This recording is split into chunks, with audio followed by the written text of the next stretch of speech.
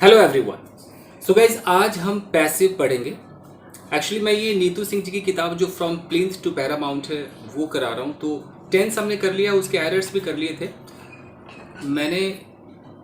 यहाँ तक ये 30 तक इसके कॉमन एरर्स कराए थे और ये नहीं कराया क्योंकि एक ही जैसे एरर्स हैं, ये आप खुद घर पर कर सकते हो। वही सिंस फॉर का प्रयोग, वही आईएनजी मिसिंग, हैव की जगह हैड होना चाहिए, वही सब है। तो मुझे लगता है ये आप खुद भी कर सकते हैं और इसके आंसर्स भी यहाँ पर दिए हुए हैं, आप मिला सकते हैं। अब हम पैसिव को शुरू करते हैं, ठीक है? चलिए लेट्स गेट स्टार्टेड। पैसिव हमारा शुरू होता है। देखिए गाइस, पहले तो मैं पढ़ के समझा दूं, उसके बाद हम काम करेंगे। लिख लिख कर बताऊंगा। यहाँ पर लिखा है कि पैसिव वॉइस, कलर इसका चेंज कर दिया जाए। देखिए, वर्ब का वह रूप पैसिव कहलाता है जिससे पता चलता है कि कर्ता कोई काम करता है या कर्ता पर कोई काम होता है। अब ये पढ़ेंगे तो ये इतनी हिंदी आपको कंफ्यूज कर देगा, कर्ता होता। मैं आपको अपनी स्टाइल में समझाता हूँ गाइस। देखिए गाइस, मान लेते हैं कि देयर इज अ बॉय, यहाँ पर एक लड़का है। एक मिनट, ये एक लड़का है। इस लड़के ने, ध्यान दीजिएगा, इस लड़के ने किसी लड़के को मान लीजिए गाली दे दी। इस लड़के को इसने गाली दे दी। तो आप देख रहे हैं कि ये, अगर मैं कहानी सुनाऊंगा इसके बारे में, हमारे लिए, हमारी नज़रों से ये दो लोग हैं। मैं यहाँ पर कोई हूँ और मैं इनके बारे में आपको बता रहा हूँ। मान लीजिए मैं आपको बता रहा हूँ इनके बारे में। तो मैं कह रहा हूँ कि यार ये जो लड़का है, मान लो इस लड़के का नाम है पीटर, और पीटर नाम के लड़के ने मान लो सैम को गाली दे दी। तो मैं बोलूँगा पीटर ने सैम को गाली दी। तो गाली देने वाला कौन है? गाली देने वाला ये लड़का पीटर है। अब मुझे बताइए कि पीटर क्या काम कर रहा है? पीटर यहाँ पर डूअर है या रिसिपिएंट है? पीटर गाली दे रहा है, पीटर कुछ कर रहा है, तो हम इसको क्या बोलेंगे? डूअर बोलेंगे। यही वो डूअर है। डूअर का मतलब है कि ये जो गाली देने का जो एक्शन हुआ है, ये एब्यूज का जो एक्शन हुआ है, इस एक्शन को परफॉर्म किसने किया है? तो पीटर ने किया है। तो पीटर हमारा हो गया डूअर। क्लियर है? तो कभी भी अगर आपको डूअर दिखाना हो, आपको वो हाईलाइट करना हो कि जिसने उस एक्शन को अंजाम दिया हो, जिसने परफॉर्म किया हो, तब तो भैया एक्टिव सेंटेंस चलेगा। तब आप सब कुछ जो बोलेंगे वो सब एक्टिव कहलाएगा। जैसे अगर ये बोले कि पीटर ने सैम को स्लैप किया, अगर मैं इसको लिख कर देखूं कहीं पर,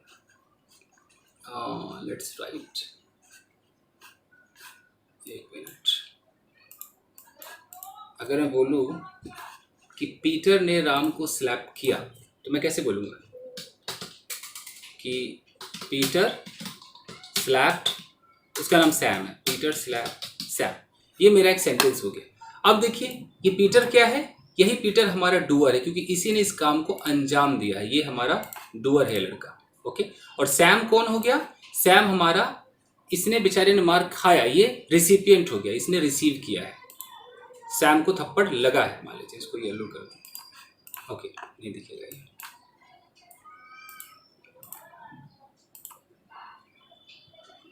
ऐसे रहने दीजिए। फाइन। तो जब भी हम डूअर की बात करेंगे तो हम एक्टिव दिखाएंगे। अब यहाँ पे मैं कोई भी सेंटेंस बोलूँ, अगर मैं बोलूँ कि अ बॉय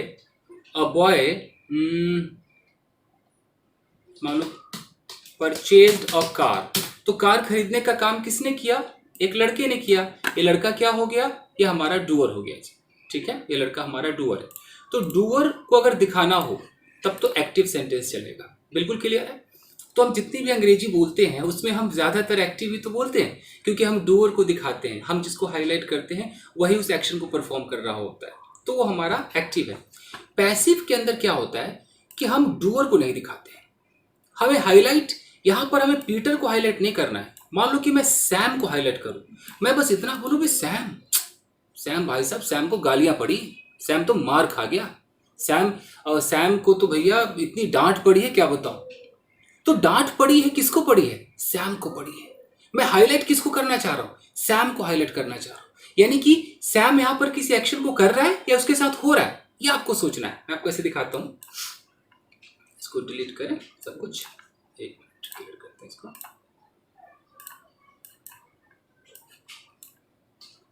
इसको ऐसे देखिए, मान लीजिए कि यहाँ एक लड़का है, दिस गाय।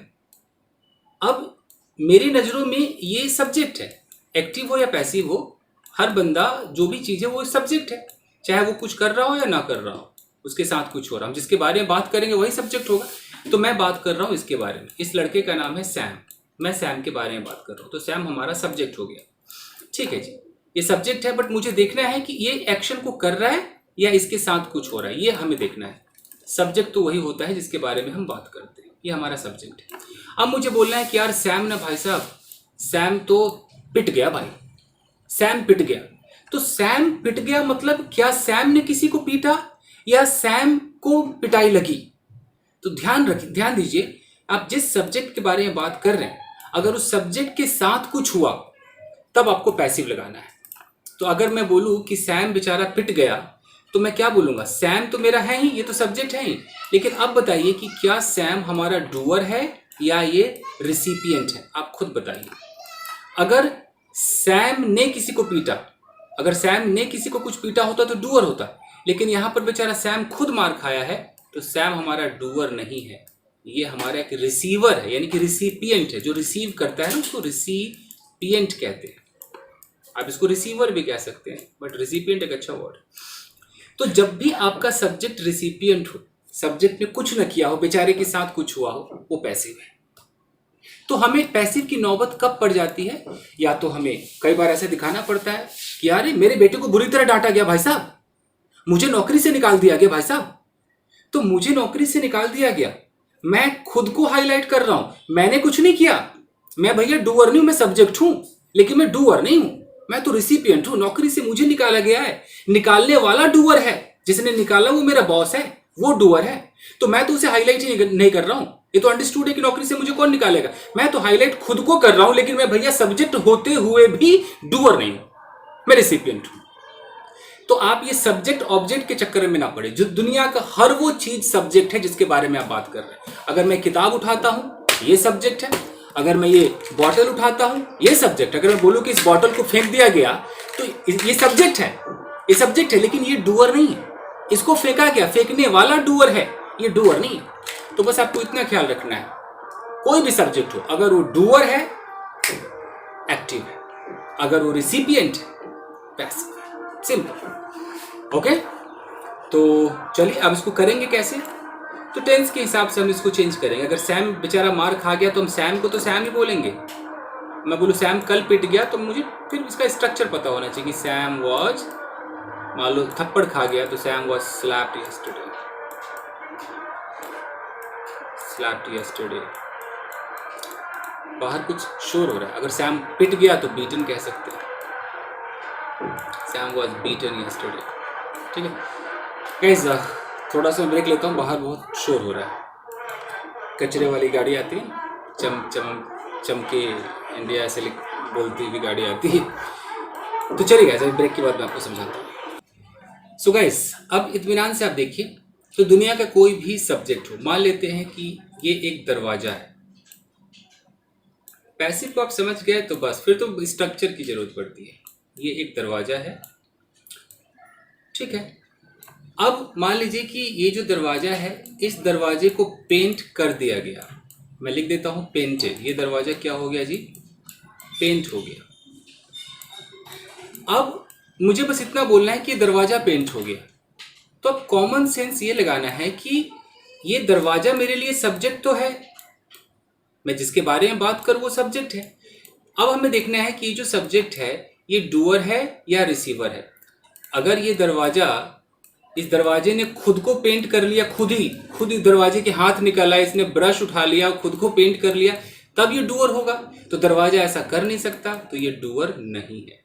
तो ये दरवाजे को किसी और डूअर ने आकर के पेंट किया होगा, तो ये दरवाजा क्या हो गया भाई साहब? ये दरवाजा हो गया आपका रिसिपिएंट। रिसिपिएंट है सब्जेक्ट, लेकिन सब्जेक्ट होते हुए भी ये कुछ कर नहीं रहा है, इसको करने वाला कोई और है।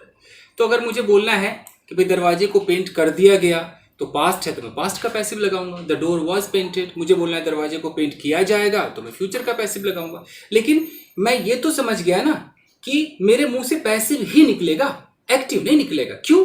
क्योंकि मैं भैया दरवाजे को हाईलाइट करना चाह रहा हूं। मुझे मतलब नहीं कि इसको पेंट करने वाला रामू था, सोनू था, चंदन था, आई डोंट केयर। मुझे तो भाई इतना मतलब है कि भाई दरवाजे को पेंट होने से मतलब है। तो जिसको हाईलाइट करना होता है भैया उस सब्जेक्ट को उठाइए, और वो अगर कुछ नहीं कर रहा है, उसके साथ कुछ हो रहा है, तो वो आपका पैसिव में जाएगा, वो सब्जेक्ट आपका रेसिपिएंट कहलाएगा। यानी कि इसको नॉन डूअर कह सकते हैं। इसको आप कह सकते हैं कि भैया ये डूअर नहीं है, तो ये क्या हो गया, ये नॉन डूअर हो गया, यानी कि कुछ नहीं कर रहा है, इसके साथ कुछ हो रहा है, नॉन डूअर। इतनी जानकारी काफी है। ओके फाइन गाइस, कुछ भी आप उठा लीजिए। अगर मैं बोलूँ कि क्या उठाऊँ मैं, यहाँ पर देखते हैं। मान लेते हैं कि यहाँ पर एक कार है। अब मैं बोलूँ कि यार ये जो गाड़ी है ना, तो इस गाड़ी को साफ होना चाहिए यार, ये बहुत ही डर्टी है, इसको ना क्लीन होना चाहिए। मैं बात गाड़ी के बारे में कर रहा हूँ, तो इससे तो क्लियर हो गया कि गाड़ी मेरा क्या है, सब्जेक्ट है। जिसके बारे में हम बात कर रहे हैं सेंटेंस के अंदर, वो सब्जेक्ट है। अब मुझे बताओ कि गाड़ी साफ हो जानी चाहिए, ये गाड़ी जो है ये डूअर है या रिसिपिएंट है? क्या ये गाड़ी कुछ करेगी? नहीं, ये गाड़ी कुछ नहीं कर रही है। तो जब ये गाड़ी कुछ नहीं कर रही है तो ये डूअर तो हो नहीं सकती, तो आप इसको डूअर नहीं कह सकते। You can't call it doer, this is non doer. तो फिर ये रिसीव कर रही है, तो इसको आप क्या बोलोगे, रिसिपिएंट बोलोगे, रिसिपिएंट। तो हम क्या करेंगे, गाड़ी के बारे में ऐसे बोलेंगे, अगर इस गाड़ी को साफ हो जाना चाहिए तो this car should be cleaned. अब वो शुड बी कब आएगा, वाज कब आएगा, ये तो स्ट्रक्चर के ऊपर है। आई थिंक इतना काफी है, आप समझ गए होंगे पैसिव क्या बला है। आगे देखें, चलिए।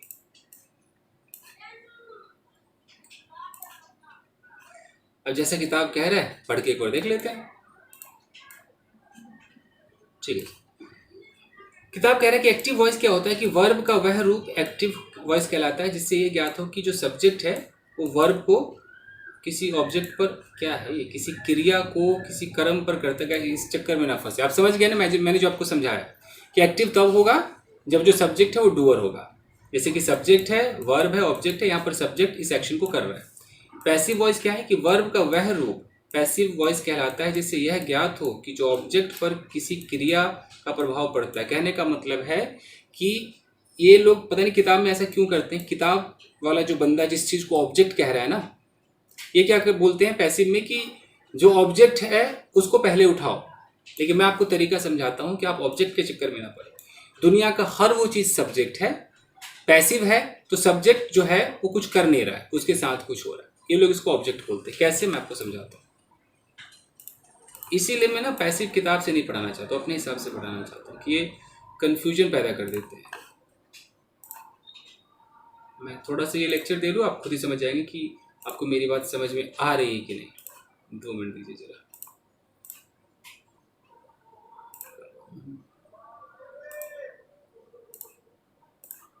ओके, एक्चुअली किताब के हिसाब से क्या होता है, किताब वाले लोग ऐसे सोचते हैं कि एक्टिव है। अब एक्टिव में अगर मैं ऐसे बोलता हूँ कि I will wash clothes, I will wash these clothes, ठीक है। तो किताब के अनुसार क्या होगा, अगर मैं आपको ऐसे समझाऊं कि ये जो है आई, ये है सब्जेक्ट, ये सब्जेक्ट, ठीक है। और ये जो आप क्लोथ्स देख रहे हैं ना, चलो दीज तो उसको बता रहा है, डेमोन्स्ट्रेट कर रहा है। ये जो क्लोथ्स है ये क्या हो गया, ऑब्जेक्ट हो गया। किताब अपनी जगह एकदम सही है। ये जो वॉश है ये क्या हो गया भाई, ये वर्ब हो गया, ये वर्ब। और दिस तो चलो इसको डेमोन्स्ट्रेट कर रहा है।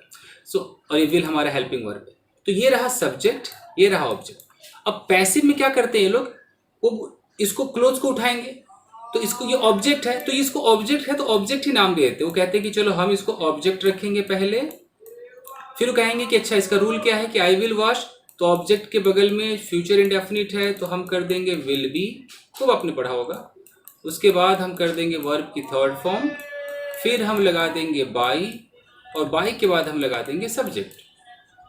तो अब बंदा कंफ्यूज होता है इस ऑब्जेक्ट को देख करके, ओके, कि ये ऑब्जेक्ट, लेकिन मैं आपको बता दूं कि आप इसको ऑब्जेक्ट कहते हैं, लेकिन ये इस ऑब्जेक्ट को जब आप उठा के यहाँ लाएंगे भैया तो ये सब्जेक्ट बन जाता है। कैसे बन जाता है, अभी मैं आपको एग्जांपल बताता हूँ, देख लीजिए। मैं यहाँ पर अगर लिखूं कि आई विल बीट हिम, अब आप इत्मीनान से देखिए कि ये जो आई है ये आपका सब्जेक्ट है, क्लियर सी बात है। ये हिम आपका क्या हो गया, यही ऑब्जेक्ट हो गया। अब आप रूल के हिसाब से तो ऑब्जेक्ट को यहां पर लाएंगे, तो आप ऑब्जेक्ट को ऑब्जेक्ट बोल रहे हैं और मैं ऑब्जेक्ट को भी सब्जेक्ट बोल रहा हूं। क्यों, क्योंकि जब हिम को लाएंगे तो आप जरा ये करके दिखाएंगे, हिम को क्या आप हिम ही रखेंगे? जी नहीं, हिम को लाते आपको हिम को क्या करना पड़ेगा, ही में तब्दील करना पड़ेगा। आई विल बीट हिम, तो आप बोलेंगे कि ही विल बी बीटन। और उसके बाद जब आप बाई लगाएंगे तो बाई के बाद आप क्या करते हैं, आप बाई के बाद वहां पर सब्जेक्ट दिखा रहे हैं, लेकिन बाई के बाद ये जो आई है ना, ये जाते जाते पता है क्या हो जाएगा मी हो जाएगा, ये ऑब्जेक्ट बन जाएगा और आप कहते हैं बाई प्लस सब्जेक्ट। इसीलिए मैं आपसे कह रहा हूं कि इस टेंशन में ना पड़े।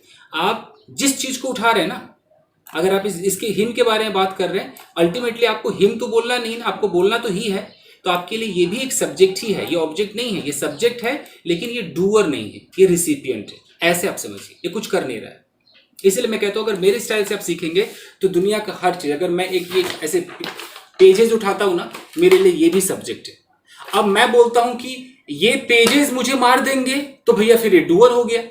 मैं बोलूं कि इन पेजेस को फाड़ दिया जाएगा, तो फिर पेजेस के साथ कुछ हो रहा है, बेचारा रिसीव कर रहा है, ये फटेगा, फाड़ेगा कोई और डूअर है, बेचारा रेसिपिएंट है। लेकिन हर हाल में जो पेजेज है सब्जेक्ट है, ये समझिए। अगर इतना क्लियर है तो समझ जाइए आप, ओके। मैं बोलूं कि इस पुस्तक को पढ़ाया जाएगा, तो अब ये पुस्तक कुछ नहीं कर रहा है, इसके साथ कुछ होगा, तो फिर या इस पुस्तक को फाड़ दिया जाएगा, इस पुस्तक को बेच दिया जाएगा, कुछ भी इसके साथ होगा, ये रिसीव करेगा, तो क्या होगा, है ये सब्जेक्ट, लेकिन ये क्या है, रिसिपिएंट है। लेकिन मैं बोलूं कि ये पुस्तक उड़ेगी अपने आप, ये पुस्तक तुमको आकर के मार के चली जाएगी, तो फिर ये डूअर हो जाएगा। तो हर हालत में पुस्तक मेरा सब्जेक्ट है, ये ऑब्जेक्ट नहीं है। लेकिन अगर एक्टिव होगा ये खुद कुछ करेगा, पैसिव होगा ये कुछ नहीं करेगा, ये रिसीव करेगा। अब इससे ज्यादा मैं नहीं समझा सकता, समझ गया तो ठीक है, चले फिर, चलिए। ओके, तो ये सब आप खुद पढ़ लीजिएगा, ये ऑब्जेक्ट की कहानी। इसके मेन पॉइंट बताता हूं, आपको जो मर्जी समझना है समझिए, तरीका वही है। अल्टीमेटली आपको पैसिव आना चाहिए। पैसिव वॉइस का प्रयोग कहाँ होता है, हाँ ये देख लीजिए आप, ये सही है। जब क्रिया स्वतः नहीं होता बल्कि उसे किया जाता है। कहने का मतलब है कि T grows both in Assam and cyclone. अभी टी हमारा ग्रो होता है, तो अब यहाँ पर टी ग्रो होता है, हम ये नहीं कह रहे कि टी के साथ कुछ होता है, टी ग्रो होता है तो ये एक्टिव है, ये पैसिव नहीं। लेकिन टी इज ग्रोन, टी को उगाया जाता है, तो यहाँ पर ये पैसिव हो जाएगा। तो यहाँ लिखा है कि जब क्रिया स्वतः नहीं होता बल्कि उसे किया जाता है तो हम पैसिव कहते हैं। किसी चीज को किया जाए वो पैसिव है, किताब के हिसाब से मैंने अपना समझा दिया है।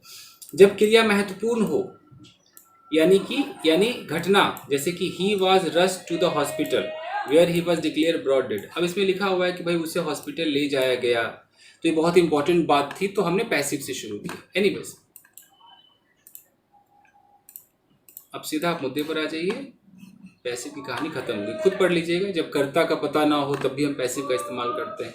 अगर मैं बोलूँ कि चिंटू पिट गया, पता ही नहीं चिंटू को पीटा किसने, अब पीटने वाला तो बेचारा गायब है, तो मेरी मजबूरी कि पैसिव में बोलूँगा क्या चिंटू पिट गया भैया। चलिएगा, जब आ जाते हैं स्ट्रक्चर्स पर। अब हम प्रेजेंट का देख रहे हैं, तो प्रेजेंट के अंदर आप इसको भी देख लीजिए, मैं अपने स्टाइल से आपको कराऊंगा। ये प्रेजेंट इंडेफिनिट में जैसे बताया है कि प्रेजेंट सिंपल, जैसे हम कहते हैं ना सब्जेक्ट है, वर्ब की फर्स्ट फॉर्म ऑब्जेक्ट है, तो ये लोग क्या करते हैं, मतलब ऑब्जेक्ट को उठा लेते हैं, इसे मार लगाते हैं, वर्ब की थर्ड फॉर्म बाय सब्जेक्ट ऐसे करके लगाते हैं। जैसे कि यहाँ पर लिखा है कि पुलिस अरेस्टेड हिम, तो ही वॉज अरेस्टेड। यहाँ पर कोई पुलिस नहीं लिखा है, ही वॉज अरेस्टेड कर दिया। मैं अपने हिसाब से थोड़ा आपको समझाता हूँ, आ जाइए।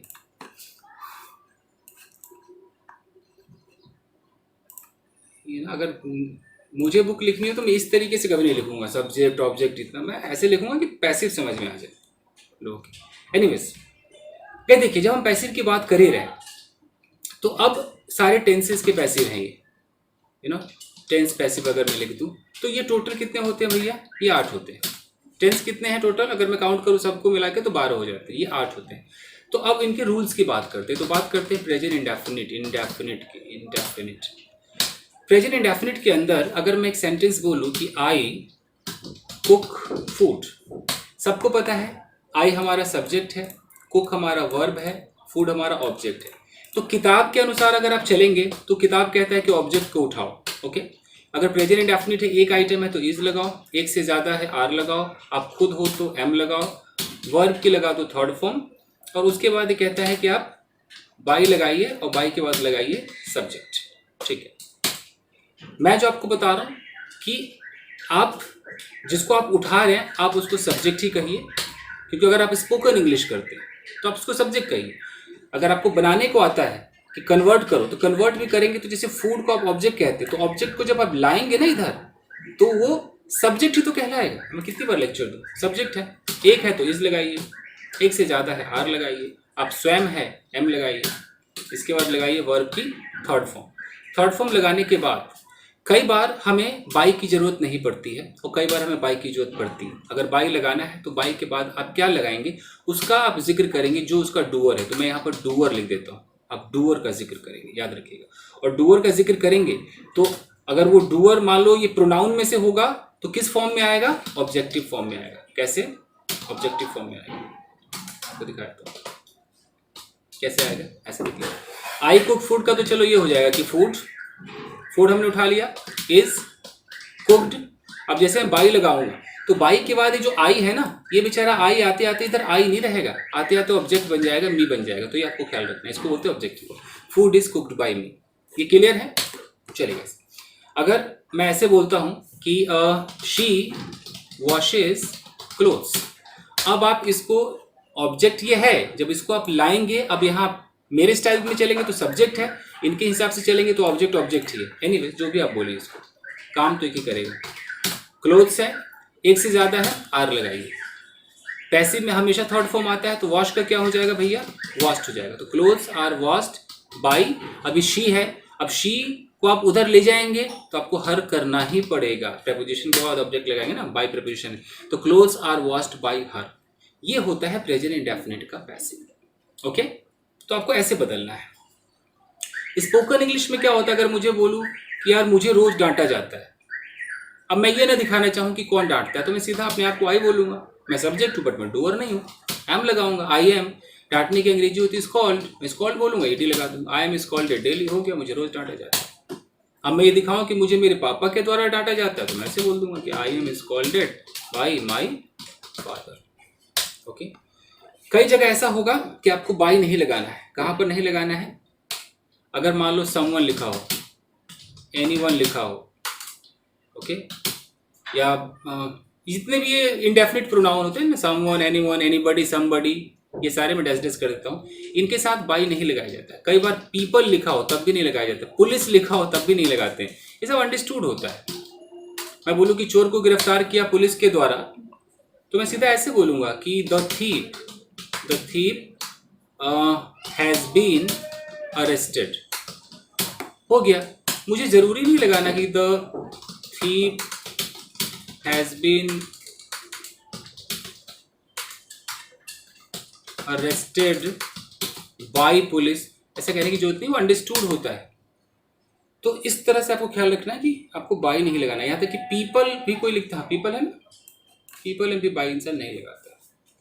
क्लियर है जी? पढ़े? हाँ, तो इसके सारे नियम देख लेते हैं और कंप्लीट कर देते हैं 8 को।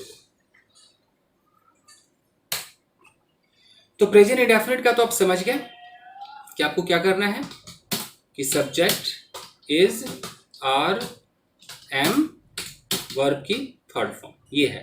बाय वाई आप देख लीजिएगा। अगर वो प्रेजेंट कंटिन्यूअस हो तो सब्जेक्ट आपको इज लगाना है, आर लगाना है, एम भी लगाना है, लेकिन आपको इसके साथ क्या करना है? बीइंग का इस्तेमाल करना है, वर्ब की थर्ड फॉर्म। कैसे? अगर मैं कहता हूँ कि देखो उस लड़के को डांटा जा रहा है, उस लड़के को डांटा जा रहा है, तो that boy is being scolded, हो गया। अगर आपको लगाना है कि देखो उस बच्चे को उसकी माँ के द्वारा डांटा जा रहा है तो आपकी मर्जी है, लगा दो कि that boy is being scolded by his mother, इस तरीके से। लेकिन अगर कहीं पर लिखा हो कि his mother is scolding that boy, तब तो फिर आपको पूरा ऐसे ट्रांसलेट मतलब कन्वर्ट करना होगा कि आप यहाँ से पहले दैट बॉय को उठाएंगे कि that boy is being scolded, फिर बाई भी लगाएंगे आप, बाई, फिर हिज भी लगाएंगे, मदर भी लगाएंगे। तो कहने का मतलब कि कन्वर्ट करने को अगर दिया होगा तब तो आपको पूरा का पूरा रूल के हिसाब से बाई वाई लगा के चलना है। और ख्याल रखना है कि अगर समबडी, एनीबडी, पीपल, पुलिस हो तो हम बाई नहीं लगाते। और सिर्फ स्पोकन इंग्लिश करना हो तो आप जैसा सोचेंगे वैसा ही बोलेंगे। अगर आप कहते हैं कि मुझे तो यार रोज डांटा जाता है, तो आपने सोचा ही इतना, आपने बाई वाला सोचा ही नहीं। अगर आप ऐसे सोचते मुझे तो मेरे पापा के द्वारा रोज डांटा जाता है, तो वो आपकी सोच पर निर्भर करता है कि आपको बाई लगाना है कि नहीं। आपने इतना सोचा मुझे तो रोज डांटा जाता है, तो आपसे इतना बोलोगे आई एम स्कॉल्डेड डेली, हो गया स्कॉल्डेड डेली। ओके, तो ये है आपका प्रेजेंट इंडेफिनिट और प्रेजेंट कंटिन्यूअस का डिफरेंस। डिफरेंस क्या है कि बीइंग का इस्तेमाल होता है। मैं बोलूँ कि खाना पकाया जा रहा है, इस वक्त हो रहा है, तो फूड इज बीइंग कुक्ड, ये हो गया। जब कन्वर्ट करने को दिया रहेगा तो ऐसे लिखा होगा कि she is cooking food, convert करो तो आप पहले फूड को उठाएंगे कि फूड इज, फिर आपको बीइंग लगाना है, बीइंग कुक्ड बाय हर। समझ में आ रहा है? ये ठीक है। इसी में अगर WH आ जाए या नेगेटिव आ जाए, तो नेगेटिव में क्या है कि खाना नहीं पकाया जा रहा, तो फूड इज नॉट कर देंगे, food is not being cooked by हर।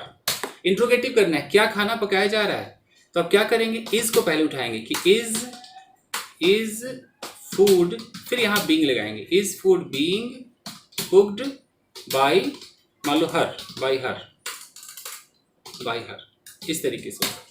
अगर आपको कन्वर्ट करने को मिलेगा तो ऐसे मिलेगा कि इज, मान लीजिए कि इज शी वॉशिंग क्लोथ्स, आपको एक सेंटेंस ऐसे मिला, is she washing clothes change into passive, तो आपको इज मतलब इंट्रोगेटिव है तो इज से तो शुरू हो रहा है, हेल्पिंग वर्ब से शुरू हो रहा है, तो आपको भी हेल्पिंग वर्ब से शुरू करना है। बट आपको ये देखना है कि जो क्लोथ्स है ये सिंगुलर है कि प्लूरल है। प्लूरल है क्योंकि यहाँ तो इज शी को देखकर लगा है, लेकिन आपको तो भैया इसको देखकर लगाना है ना आपके लिए। तो ये आप क्लोथ्स के बारे में बात कर रहे हो, रिसिपिएंट के बारे में, तो क्लोथ्स तो एक से ज्यादा है तो आर लगाएंगे कि आर क्लोथ्स, फिर बीइंग लगाना है, आर क्लोथ्स बीइंग वॉश्ड। अब कैसे करेंगे, बाय हर। क्लियर है? ओके। अगर ऐसे आ जाए कि who is washing clothes, who is washing clothes, अब आप क्या करेंगे, हु वाले का कैसे जवाब देंगे, तो जब भी हु आ जाए तो आपको बाय हुम लगा देना है कि बाय हुम, फिर क्लोथ्स ज्यादा है तो bye whom are clothes being washed, ऐसे कर देंगे। कई लोग हु से अगर बनाते हैं तो who are clothes being washed, by लगा सकते हैं, ऐसा भी कर सकते हैं। अगर आपको बाई लास्ट में लगाना है तो हु पहले लगाना होगा, लेकिन आपको मैं बता दूं कि बाय हुम ही ज़्यादा चलता है, by whom are clothes being washed. Okay, किसके द्वारा उसे पीटा जा रहा है, बाय हुम इज ही बीइंग बीटन। तो ये हमने अंग्रेजी में ही सोच लिया पैसिव। ओके, कन्वर्ट करने को दिया रहता तो ऐसे नहीं होता, पहले ऐसे लिखा होता कि हु इज बीटिंग हिम, ये रहता है एक्टिव, फिर रहता है कि इसको कन्वर्ट करो तो by whom is he being beaten. ठीक है जी, इस तरीके से। जैसे कि वेयर, एक प्रेजेंट इंडेफिनिट उठाते हैं कि where does she cook food, वो खाना कहाँ पकाती है। अब इसका हो कि भाई पैसिव बदलो, तो वेयर का वेयर ही रहेगा। अब आपको इसको देखना है, फूड को देखकर सोचना है कि इज लगेगा कि आर लगेगा, तो फूड में इज लगेगा, तो where is food cooked by her, ऐसे है। ओके, जैसे बोलना है कि उसके कपड़े कहाँ धोए जाते हैं, अगर आपने सोचा ही पैसिव के अंदर तो ऐसे बोल दोगे कि where are is clothes washed, इस तरीके से। लेकिन अगर मान लो यहाँ पर कोई ऐसा रहता, एक्टिव दिया रहता कि कन्वर्ट करो, ऐसा रहता कि where does she wash his clothes, तो हम ऐसे बोलते कि where are his clothes washed by her. ठीक है जी। अब ये सारे WH का नियम ऐसे ही चलेगा। अगर मैं यहाँ पर प्रेजेंट परफेक्ट उठा लूँ, आपने कंटिन्यूस देख लिया। अगर मैं प्रेजेंट परफेक्ट उठा लूँ, इसका एक्टिव होता है कि मान लीजिए कि शी हैज़ कुक्ड फूड, उसने खाना पका लिया है। अब हो कि इसको भाई चेंज करो, तो हम तो भाई फूड को उठाएंगे पहले। तो फूड को उठाएंगे तो हमने बोला फूड। अब देखना है कि फूड क्लॉथ मतलब सिंगुलर में आता है प्लूरल में, सिंगुलर में है तो हैज़ बीन लगा देंगे। Food has been cooked by her, ऐसे करके। नेगेटिव है, अगर ऐसा हो कि he has not eaten food, उसने खाना नहीं खाया। अब इसको चेंज किया जाए पैसिव में, तो food has not been eaten by him.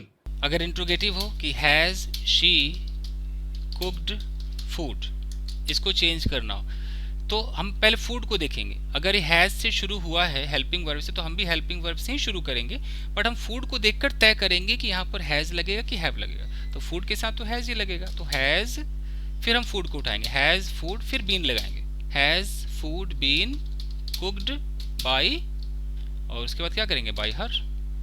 इस तरीके से has food been cooked by her, ऐसे हो जाएगा।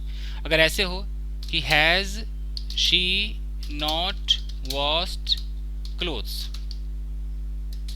और इसका हो कि भाई इसका पैसिव करो, तो कैसे होगा, has she not washed clothes. तो हम कैसे करेंगे, हम क्लोथ्स को देखकर फैसला करेंगे कि हैज आएगा कि हैव आएगा। तो क्लोथ्स ज्यादा है तो हैव आएगा, कि हैव क्लोथ्स, फिर आएगा have clothes not been washed by her. ऐसे ऐसे हो कि हु हैज वॉश्ड क्लोथ्स, किसने कपड़े धोए हैं, तो हु का हो जाएगा by whom have clothes been washed. Clear है गाइस। तो इस तरीके से ये आपका प्रेजेंट टेंस खत्म हो गया। पास्ट में क्या होता है, वाज वर होता है। जैसे अगर मैं ऐसे बोलूं पास्ट के अंदर, पास्ट इंडेफिनिट, मैं बोलूं कि आई परचेज्ड अ कार यस्टरडे, एक सेंटेंस है। अब हो कि भाई इसका पैसिव करना है, तो भाई रूल वही है कि आप सब्जेक्ट के साथ जो डूअर नहीं है, आप वाज लगाओगे एक के साथ, वर लगाओगे अगर एक से ज़्यादा है, वर्ब की लगाओगे थर्ड फॉर्म, और बाकी आपको पता है कि बाय वाई लगा के आप कर सकते हो। तो आई परचेज्ड अ कार यस्टरडे, मेरे लिए कार है। आई हमारा सब्जेक्ट है, परचेज वर्ब है, कार ऑब्जेक्ट है। जब ये ऑब्जेक्ट इधर आता है तो किताब में ऑब्जेक्ट ही लिखा रहता है, बट होता तो सब्जेक्ट ही है ना, बात तो हम इसी के बारे में कर रहे हैं। तो हम क्या करेंगे, कार को पहले उठाएंगे कि अ कार। अब हमें एक कार है तो वाज लगाना है, क्या कार वाज परचेज्ड मेरे द्वारा, तो बाई, वो आई आते आते इधर मी हो जाएगा, बाई मी हो जाएगा। इस तरीके से अगर मान लीजिए कि इसका नेगेटिव रहता तो ऐसे होता कि a car was not purchased by me. Interrogative होता तो कैसे होता कि वाज पहले हो जाता कि was a car purchased by me. Interrogative negative होता तो was a car not purchased by me. अगर ऐसा होता कि who purchased the car, who purchased a car, मान लो इस एक कार को किसने खरीदा, या द कार ही करते, हु परचेज्ड द कार, तो कैसे होता, हु का हो जाता bye whom was the car purchased। तो सब पे लागू होता है। अगर मैं पास्ट कंटिन्यूअस की बात करूं, क्योंकि पूरे टेंस को भी खत्म करना है, टेंस के पैसिव को, तो देख लीजिए रूल, आप देख लीजिएगा। पास्ट कंटिन्यूअस की अगर मैं बात करूं, पास्ट कंटिन्यूअस में क्या होता है कि मैं बोलूं कि शी वॉज कुकिंग फूड। अब इसका बोले कि कोई पैसिव करो, तो फूड को उठाएंगे कि फूड वॉज, बस बीइंग लगा देना, जितने आईएनजी वाले हैं बीइंग लगा दो, तो food was being cooked by her. Negative होता तो यही हो जाता कि फूड वॉज नॉट हो जाता, food was not being cooked by her. Interrogative होता तो वॉज पहले हो जाता कि was food being cooked by her. Interrogative negative होता तो कैसे होता कि was food not being cooked by हर। अगर ये हु वाला होता कि who was cooking food, who was cooking food, तो who का by whom हो जाएगा कि by whom was food being cooked, हो गया। अगर ये पास्ट परफेक्ट हो, पास्ट परफेक्ट हो तो पास्ट परफेक्ट क्या होता है, मैं बोलूँ कि she had cooked, she has cooked food before her husband came home, husband came home, तो शी हैड कुक्ड फूड है, हम फूड को उठाएंगे, फूड हैड को हैड बीन कर देंगे कि फूड हैड बीन कुक्ड, बाकी सेम है, बिफोर हर हस्बैंड केम, तो हैड बीन हो जाएगा। अगर खाना नहीं पकाया गया तो फूड हैड नॉट बीन हो जाएगा, food had not been cooked, बाकी सेम रहेगा। अगर इंट्रोगेटिव है तो हैड पहले आ जाएगा कि हैड फूड बीन कुक्ड, बाकी सेम रहेगा। इंट्रोगेटिव नेगेटिव है तो had food not been cooked, बाकी सेम रहेगा। अगर हु वाला यहाँ भी आ जाए कि हु हैड कुक्ड फूड, तो यहाँ बाय हुम कर दो कि by whom had the food been cooked, हो गया ये। फ्यूचर के अंदर दो इस्तेमाल होता है, फ्यूचर इंडेफिनिट, फ्यूचर परफेक्ट। अगर फ्यूचर इंडेफिनिट हो जैसे कि आई विल स्कॉल्ड हिम, मैं उसे डांटूंगा, इसका चेंज करोगे तो आप हिम को उठाओगे, हिम को इधर लाओगे तो ही हो जाएगा, तो ही विल के साथ बी लगा दोगे, he will be scolded by, आई हो जाएगा me, he will be scolded by me. Negative होता तो ही विल नॉट भी हो जाता, he will not be scolded by me. Interrogative होता तो विल पहले हो जाता कि will he be scolded by me, okay. Interrogative plus negative होता तो कैसे होता कि will he not be scolded by me. यहाँ भी अगर हु आता कौन डांटेगा भाई, हु विल स्कॉल्ड हिम, तो ये बाय हुम हो जाता कि by whom will he be scolded, हो गया।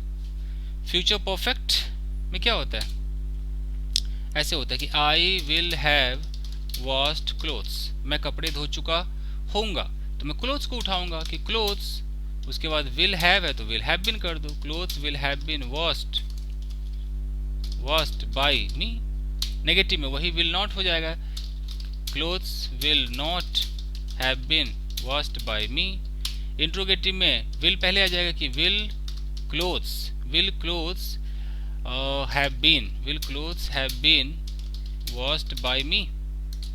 Interrogative negative, will clothes not have been washed by me.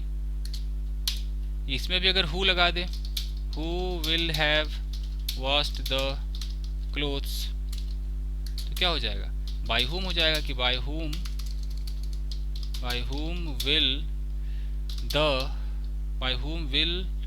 The clothes have been washed, by whom will the clothes have been washed.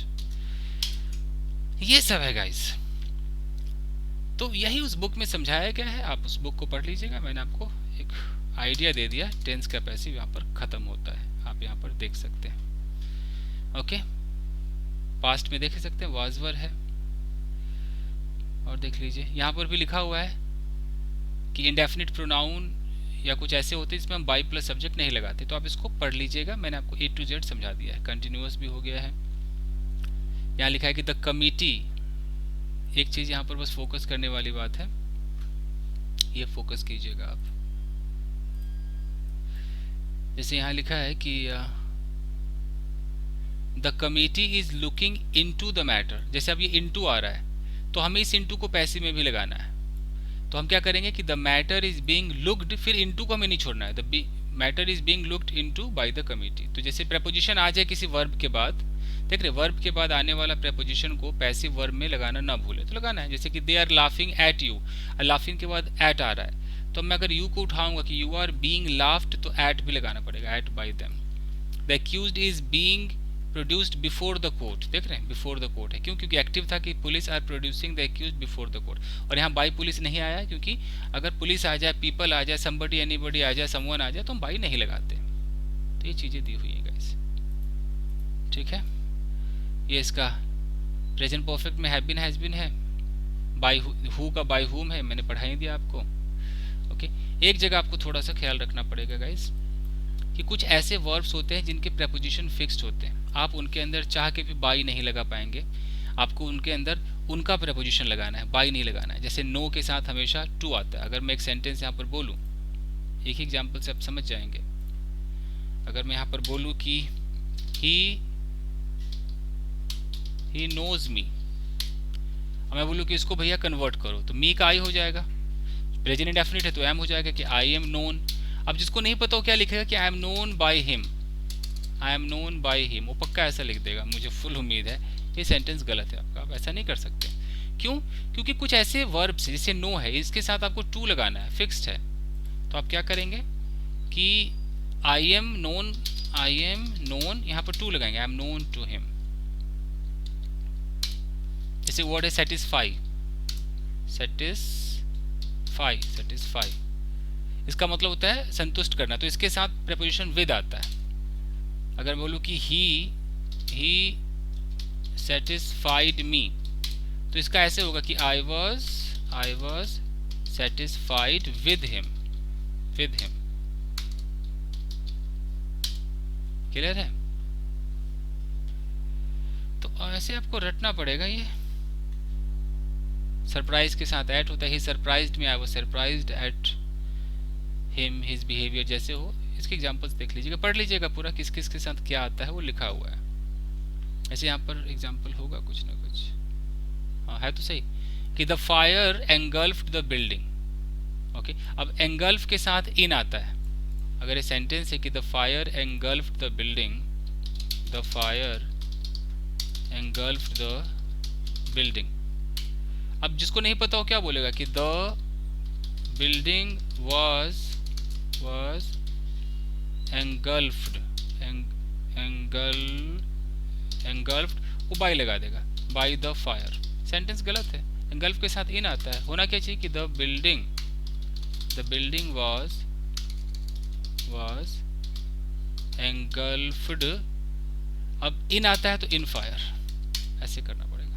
देख लीजिए आप यहाँ पर engulf के साथ इन आता है। जैसे कि दिस बॉक्स कंटेन्स 10 सिगार्स, तो कंटेन के साथ इन आता है, तो 10 cigars are contained in this box, ऐसे होगा। ठीक है, WH मैंने आपको बता ही दिया है।